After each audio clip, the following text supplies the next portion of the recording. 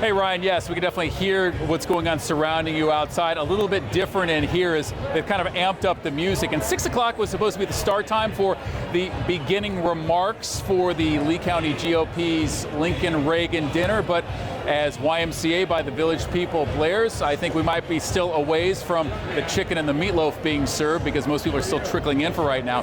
But for President Trump, of course, the keynote speaker for tonight, often these events don't really make news, but they might wind up making news for tonight because of what the former president put out through his campaign about current Governor Ron DeSantis. Both Trump and DeSantis have this as a real base here, as in their both respective elections. Trump got 59% of Lee County, more in the surrounding counties, DeSantis 68%.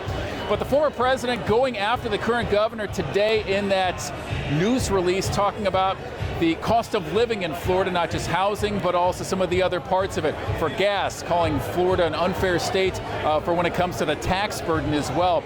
Almost a long list of points.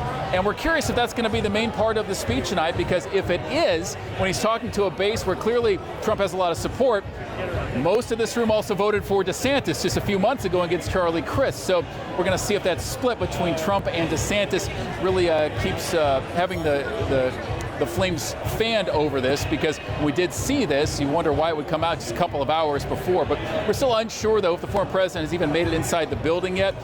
Initially, the Trump team said he was set to talk about 7 o'clock, but it seems that might be a bit ambitious because we still have other people who are going to speak before him, including the two congressmen who represent most of Southwest Florida, Byron Donalds and Greg Steube. Both of them have formally endorsed President Trump for the 2024 campaign for the Republican presidential nomination. He announced back in November for that.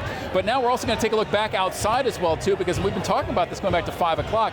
This is not the only major event going on in downtown Fort Myers. You also have the music walk as well. And this is exactly what city leaders are trying to get. A lot of vibrancy downtown on a Friday night, but perhaps this might even be at capacity.